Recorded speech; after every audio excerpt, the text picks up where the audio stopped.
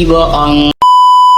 Aku hanya memikirkan satu peraturan penting. Kenapa kau lakukan hari ini kalau kau bisa melakukannya besok? Few moments later.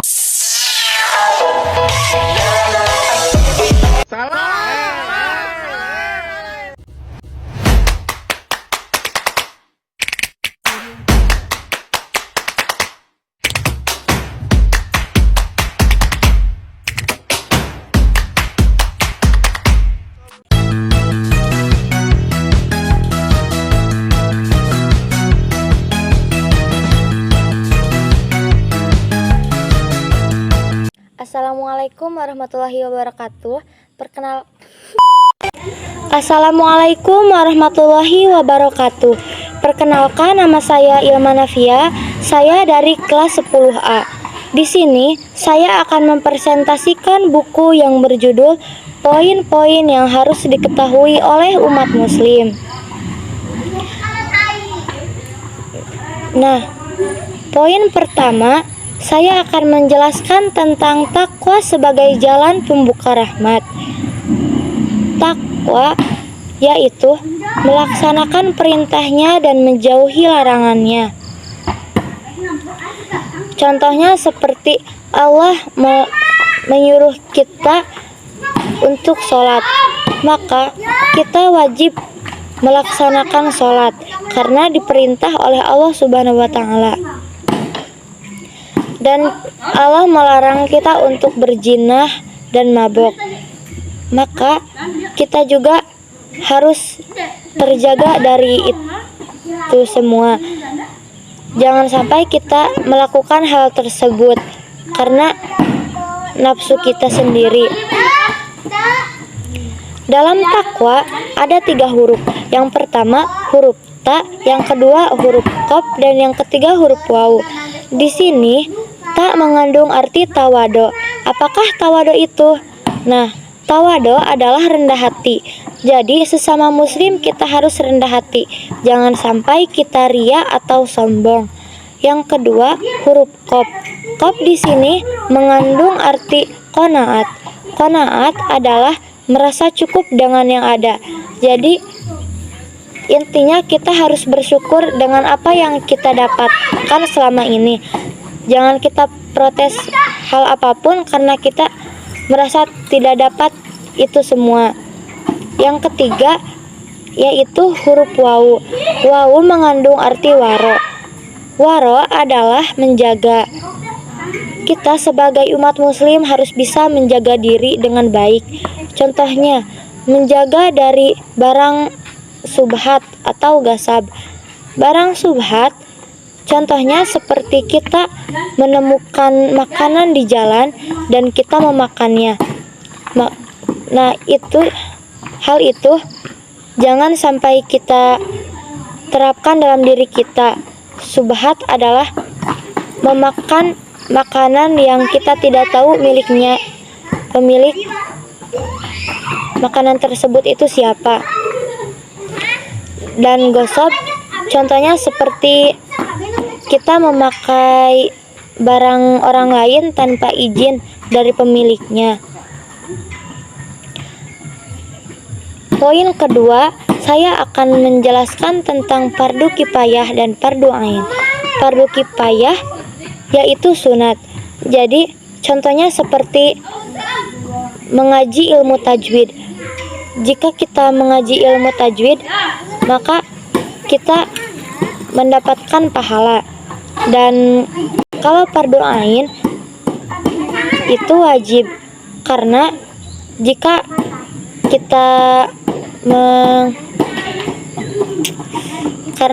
kita melakukan hal tersebut, kita akan lebih banyak mendapatkan pahala. Contohnya seperti mengaji Al-Quran.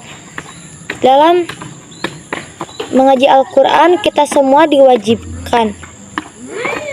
Poin ketiga, saya akan menjelaskan tentang hikmah-hikmah hadir di pengajian. Nah, jika kita ngaji tergantung niatnya. Kita kalau mau ngaji harus kita kalau ngaji harus berniat dengan yang baik. Jangan berniat yang tidak baik. Contohnya yang tidak baik adalah dari rumah kita berniat untuk tidur atau malas atau bermain. Nah, jadi kalau kita mengaji, kita harus berniat untuk thalabul ilmi atau mendapatkan ilmu yang bermanfaat. Poin selanjutnya saya akan menjelaskan tentang keutamaan ilmu. Ilmu bagi umat Islam itu wajib, karena jika kita tidak mempunyai ilmu dan kita memberikannya kepada orang lain, maka itu bisa disebut sesat dan menyesatkan.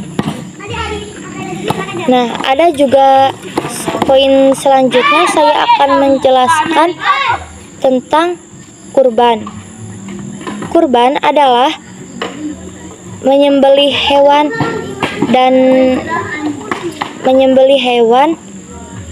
dengan ucapan asma Allah.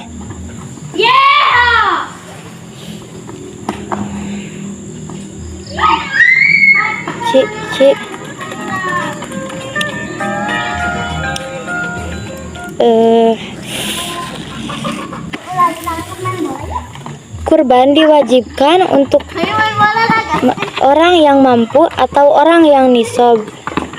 Jangan sampai kita contohnya yang miskin. Yang miskin jangan sampai memaksakan karena ingin kurban. Jadi kita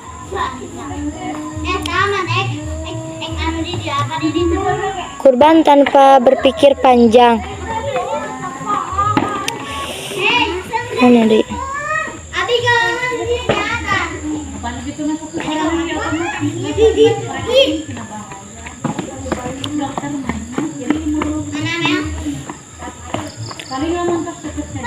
Nah, dalam poin selanjutnya ada yang disebut dengan foya-foya. Foya-foya adalah menghambur-hamburkan uang dan menghambur-hamburkannya dengan hati yang jelek. Contohnya karena kita ingin terlihat oleh orang lain. Ingin terlihat oleh orang lain bahwa kita sedekah, itu termasuk dengan riya. Karena sebaiknya jika kita sedekah, ya sedekah, jangan kita memikirkan bahwa orang lain harus mengetahui itu semua. Dan ada pula yang disebut dengan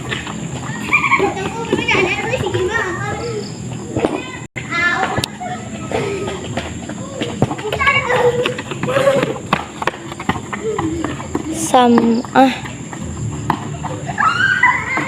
Nah, itu sam'ah adalah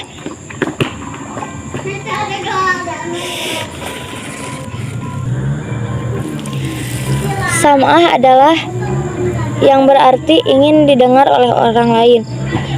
Contohnya, kita sedekah itu ingin orang lain mendengarkannya.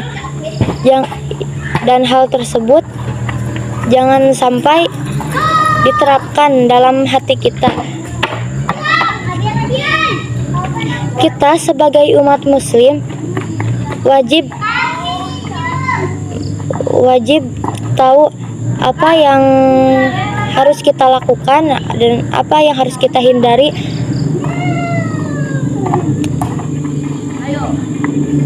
di dalam kehidupan sehari-hari. Dan saya akan menjelaskan lagi tentang hal yang diwajibkannya adus atau mandi besar, bisa disebut dengan mandi besar. Yang pertama,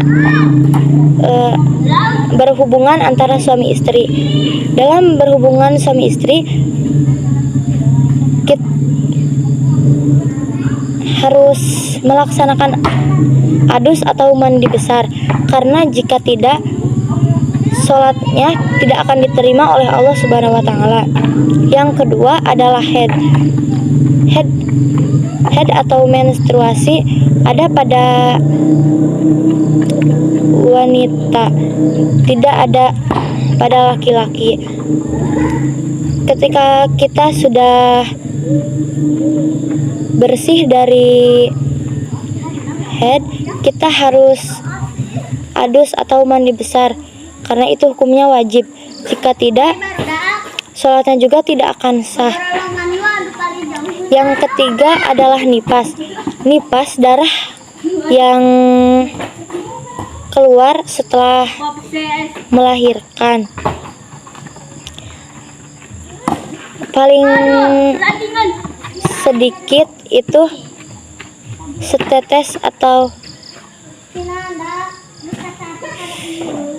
paling sedikit nipas yaitu setetes. Dan yang galib atau pertengahan nipas adalah 40 hari dan yang paling banyak adalah 60 hari. Yang keempat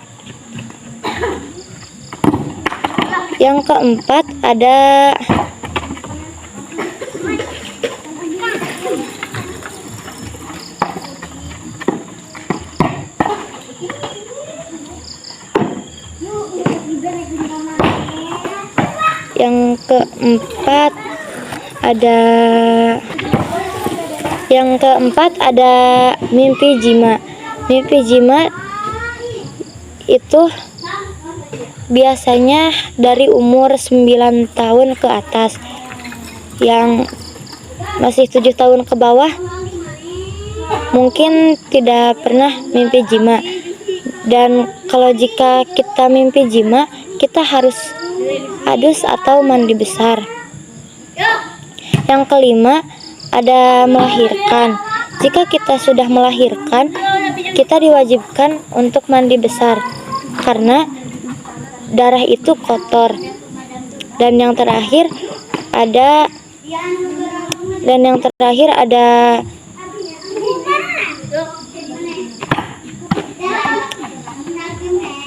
meninggal. Jika kita meninggal, kita wajib diaduskan atau dimandi besarkan, karena jika tidak, di dalam kuburannya juga tidak akan diterima dan tidak bersih.